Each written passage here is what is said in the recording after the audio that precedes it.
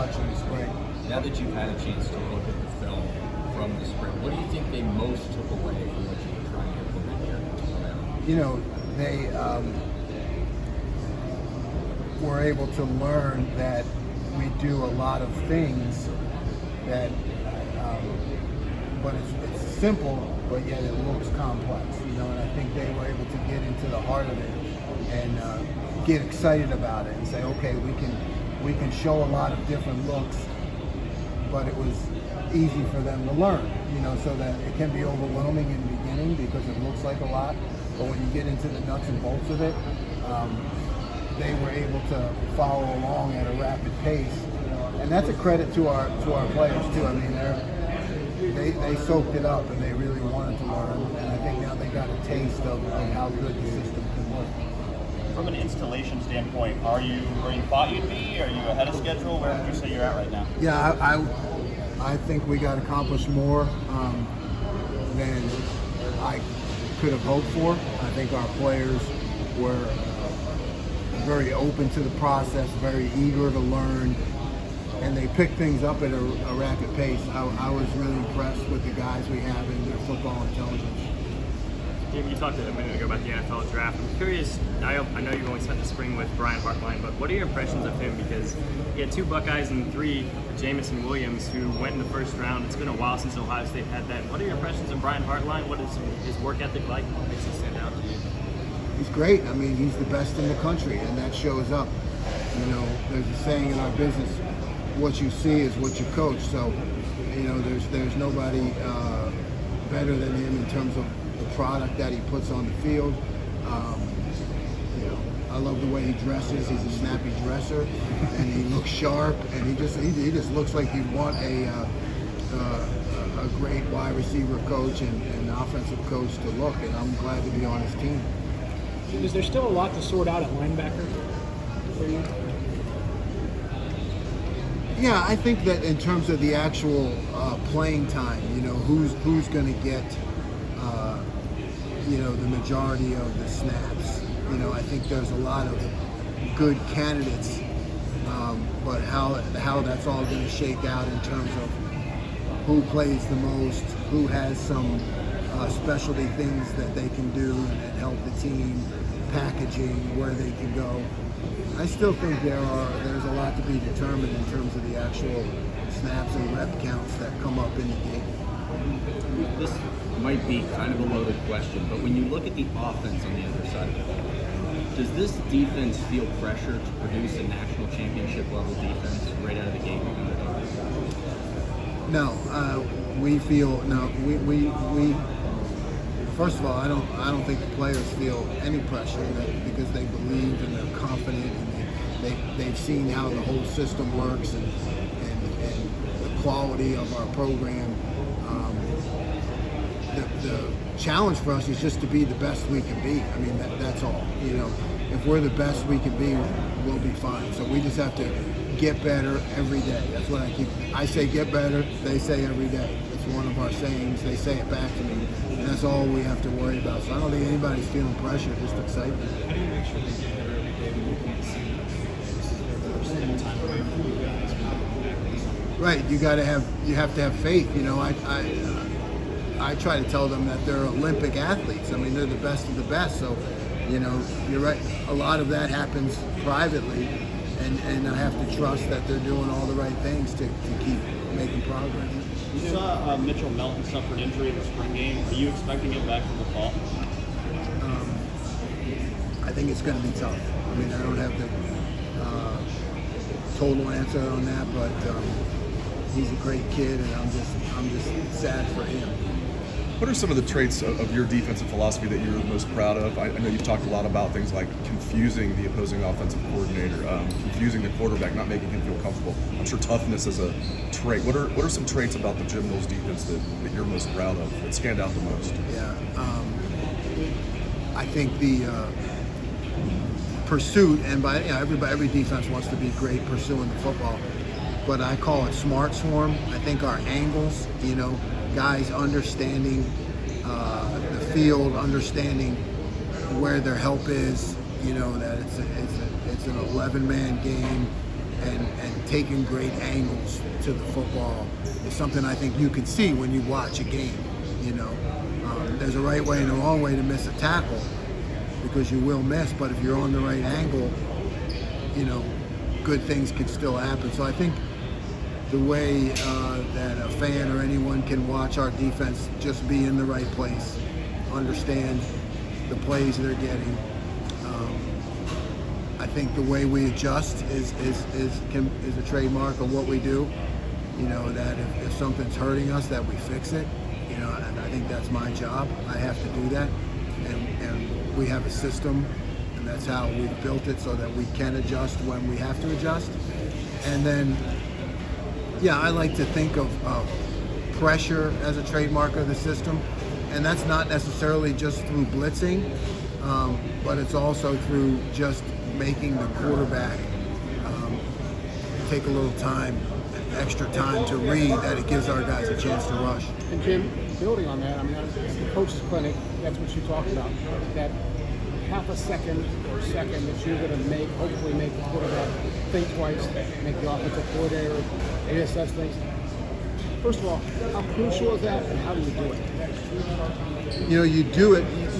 It's not something you can manufacture weekly. You do it by how you build the system from the start, and you're constantly practicing that against our offense. And, you know, we got a great offense, so you can get feedback from them in terms of what are you seeing, how are you seeing it, and that helps us grow going against them. But that's just something you build from the start. Either you have that philosophy or you don't. Some guys are like, hey, we're just going to line up and we're going to go toe-to-toe with you and, you know, see who the better team is. We have more of a philosophy of being creative, being different, showing different looks. And that just gives our guys that extra step now. And we have great players, so all I'm trying to do is get them that extra step in the play to be able to succeed. Because you, I'm sure, watched video of last year, and so many times the pass rusher was a split-second late. Maybe pressure the quarterback, or maybe a step away from pressure. Is that what you're talking about? And how much did you see that when you watched the video? Yeah, I didn't focus on that a lot with what happened last year. That's not my job. My job is to focus on this year. But yeah, I think you see that in the game of football, that the difference between the pressure or non-pressure is a half step. And when you have talented players, I think of it as my job, either through disguise or making the quarterback holding the ball or freeing a guy up, giving him a head start. Those are all the areas that I have to work on to help our guys get in position. So in a way, your job is spending hours and hours and hours for a split second. That's right. That's right. That's what I call playing offense on defense. Jack Sawyer, what do you expect out of him this year? Everything. I expect Jack to be able to do everything, to be able to play any of the defensive end positions, to be able to play our Jack position, to learn the system well enough to move into that Leo role. I think he's got great potential. I like his attitude. I like his toughness.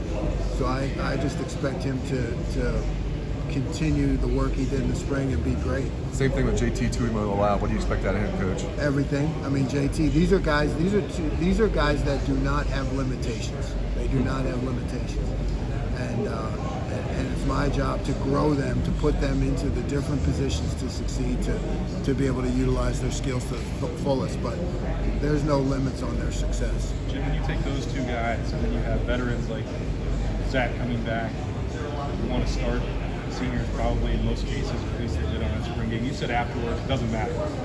How do you get guys to buy into that when I'm sure that they really want to just be a starter? Right. That's an accomplishment. Right.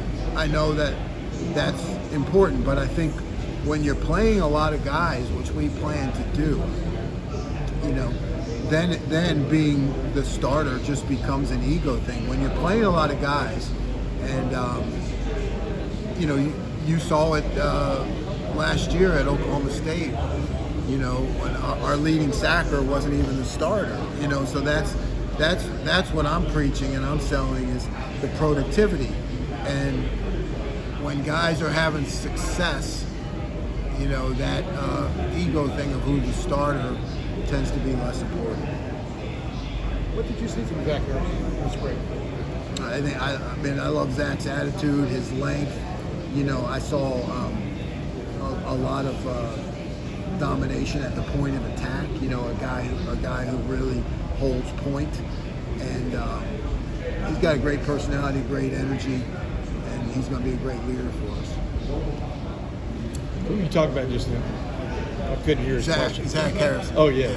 Hey Coach, how do you play that though with the older guys and stuff? Because like you said a while ago, starting is more of like maybe an ego thing more than anything else. But you want chemistry in that group and stuff. Are you the kind of guy that just lays out the way things are? This is the way things are. How do you approach those kind of like challenges? Yeah, I don't. You're right. I just say this is what we're doing. You know, it's the greatest team game there is. I mean, you spend 365 days a year lifting weights and getting up at 6 a.m. and all that. We want to put on the field the best product that's going to help us win to deliver success. And I'm going to put you in position to be successful. That's my job, to make all that hard work come to fruition. So I just say this is the way it is. I don't even address that unless there's a specific. If a guy has a specific issue, then we'll sit down and talk about it. But otherwise, it's team. That's just the way we talk.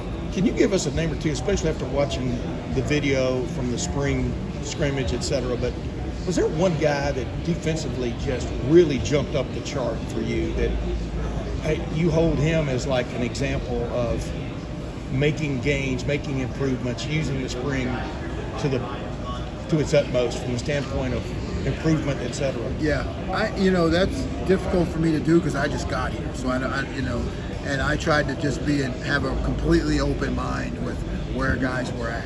Yeah. Because I didn't try to take into account anything from the past. But I would say because I work with him too a lot, Tommy Eichenberg, I thought did just a heck of a job. Because I threw a lot at him, and I'm very demanding on those linebackers to learn it right now. And I just thought he picked everything up. His football intelligence was great, and he seemed to really understand the system. And, from start to finish, he figured things out. I'm curious about some of the true freshmen that enrolled early for you guys on defense. Caden Curry, C.J. Hicks, Jair Brown, some of those guys, Ryan Turner, Kai Stokes. Maybe did any of those guys stand out to you in a positive way? Yeah, they all did. I mean, they all did. I mean, Kai had really made progress at the end there and in the spring game. But they all stood out in some way. I think it's a great crew, and I'm pretty demanding on those guys. And then every now and then I have to stop myself and say, oh, this guy should be at the senior prom right now. You know what I mean? That's just like, but I mean, I push on those guys too. And I thought they handled it well. The big thing was they were able to take coaching. They were able to take coaching. Caden had a lot of great pass rushes, so they were able to take coaching. And when you have a young guy who can take coaching and has talent, you got a chance. CJ, since he's in your room and you're around him, what you like about his spring? I mean, he's still figuring things out because it's like, our linebackers, they're very multiple. It's not just, hey, you're in this place, you're doing that. You're doing a lot of different things, which is good for them when they go to the next level. But he's still figuring things out. But when he was able to cut loose and play fast, I was really impressed with his feet and his ability to get from point A to point B. His short space explosiveness. Really impressed with that. Did you see the light maybe start to come on as practices went on? Absolutely. Yeah, he really, you could see he got better from the beginning to end. And Gabe Powers, he worked extremely hard at learning too. So we throw a lot at those guys, but they did a good job of picking it up. You mentioned the linebacker spot. I mean, looking at your defenses in the past, it seems like those guys, especially those outside backers, are kind of stat eaters. Like a lot of times they're in the middle of everything. And I'm curious, what makes that position valuable, especially with all the attention being on the jack and then this safety-driven defense?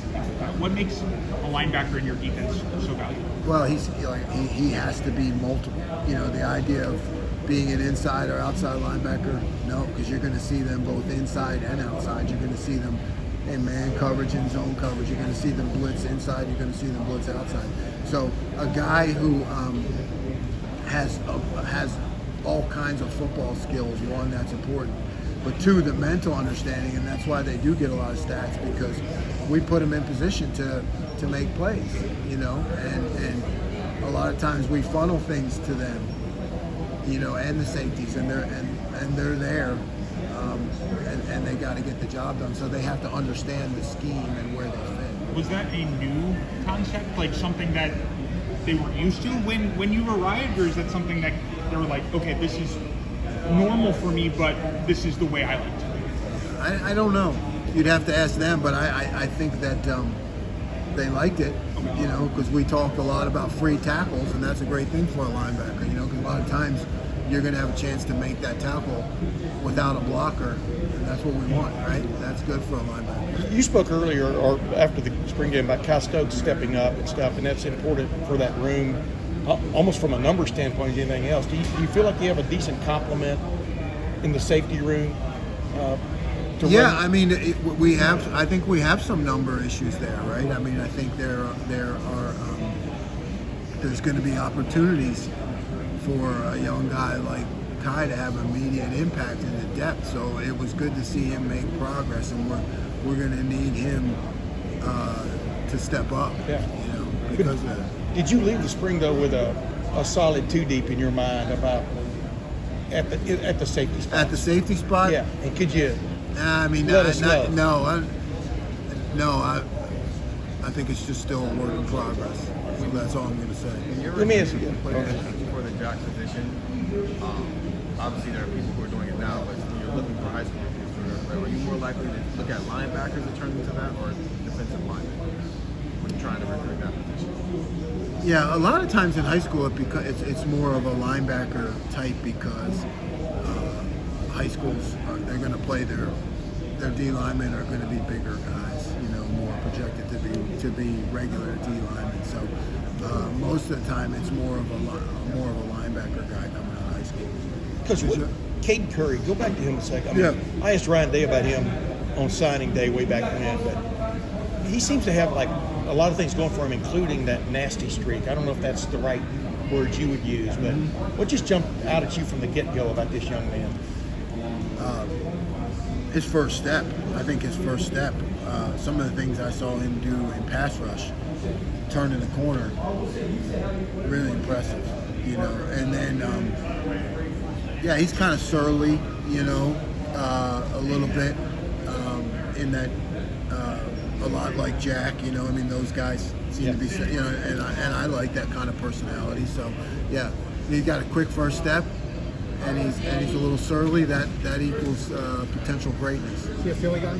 Yeah, he's a Philly guy. Yeah, he could be a Philly guy. When you mentioned, and sorry to go back to linebackers, but when you mentioned the multiplicity and things like that, is that something that you can see, like, do you project on the high school recruits, or is that something that, I mean, they're kind of already expected to do as a little bit of everything? No, I mean, you have to project it. You do. You got to project it. You got to just take an inventory of the guy's skills, and then get to know him, to understand his demeanor, his football intelligence. But it's something to project, because it's not a typical, in our system, not a typical, hey, you're an inside linebacker, you're an outside linebacker. You got to be able to do everything, so it is more of a projection. Is it like big picture of Yeah, the entire defense? absolutely, yeah. Where does it? How much football does a guy understand? How do you feel about the interior defensive line? I feel great. Like it's there's a lot of guys competing. There's a lot of guys who showed the ability to make plays. Guys who have experience. I think it's just a great mix. It's good. We're going to be able to do a lot of good things. Sean Vincent, obviously, 5-star guys that a lot of injuries he's dealt with. Played well in the Rose Bowl. How do you play in the spring? What do you think his impact will be? I think Teron is going to be great. I mean, he's got experience, like you said, but he was showed great leadership, great attitude. Open to the process, wanting to learn the new system, and he's smart. He picked things up quickly. So I think the sky's the limit. And Tyreek Williams, a guy that they really haven't had around here at defensive tackle, a bigger defensive tackle. Most of the D tackles here have been right around 300 pounds. What do you think he can bring to the table this year? I think he has a presence in there, like you said, that is a little bit different. That's really effective for what we do. I think he's going to function really well in this system. We'll be able to put him places, that fit his skills. You've been around for a while. Is finding that A-gap dude that can attack, that's huge, that has good feet, is that as tough in the recruiting world as finding a quarterback that's stellar? I mean, how would you describe it? I don't know. I mean, I have been less of size and spacey more than just really first step and quickness and attacking mentality. So those guys are always hard to find. But I think I always have erred to the side of being more aggressive, kind of like Mike. I thought he did some great things for at that position.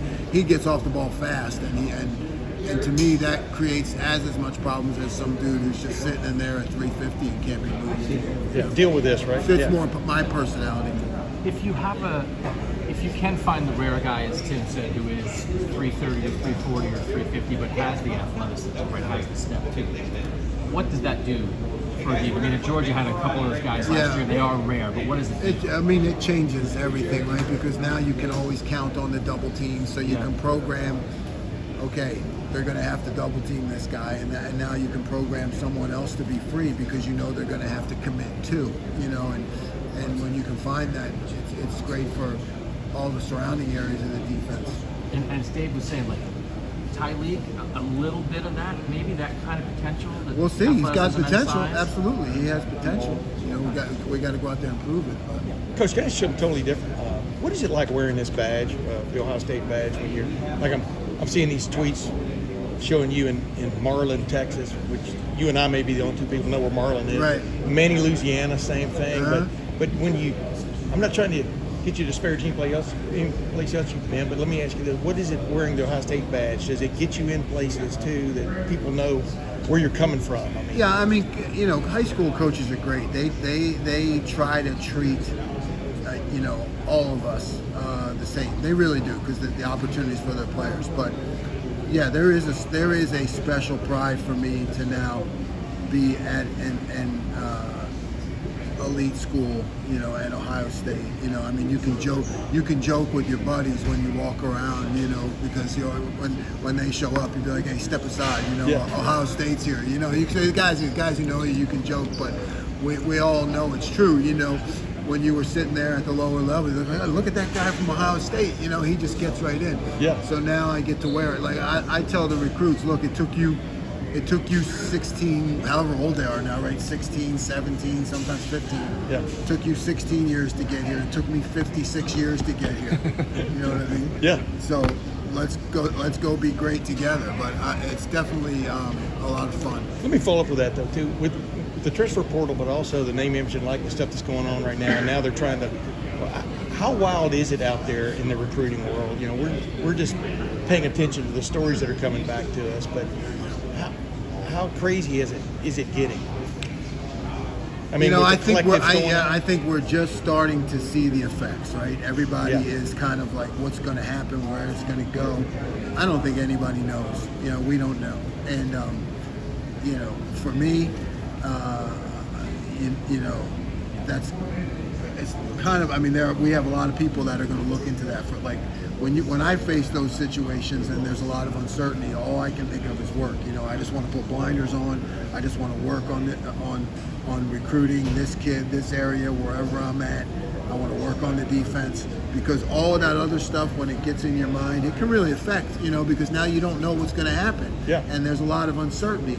And I like to say that's above my pay grade, and I just want to do my job. But you got to be getting questions, I would think, from prospects that go, hey, blah blah blah. They don't, prospects don't bring it up with us a lot. I think they're,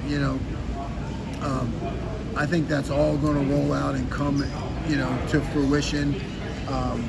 However it's supposed to happen. We're not supposed to be involved in it. So, yes. I try to not be involved in it. You know, I try to, I'm like, hey, I don't know. You know, we'll see what's going to happen, and it's not my area. And I think the more us as coaches play around with it, it can really be dangerous. It can really be dangerous. You talked earlier about what you were happiest with the team. I'm curious. I know you've coached for a long time, but just in your 5 months here, what surprised you about yourself the most in being a defensive coordinator? I think, one of the things that I'm happiest about myself is having that ability to change over the course of your career. A lot of guys get to be my age in this profession. They just say, this is the way I do it, come hell or high water, this is how I'm going to do it. And, going to the Big 12 at Oklahoma State, that forced me to change, and it worked. Now coming here, that forces me to re-look at everything I do and how I teach and everything I do. And that's good. That's good for me as a coach to grow, to look at a new opportunity and not just come in and say, well, this is the way I do it, Got to have some of that because you're the leader, but you also have to be open to what are the challenges, what's the opponents, what are we doing, and the ability to change, I think, is really important in our profession. What did you have to change going from the ACC to the Big 12?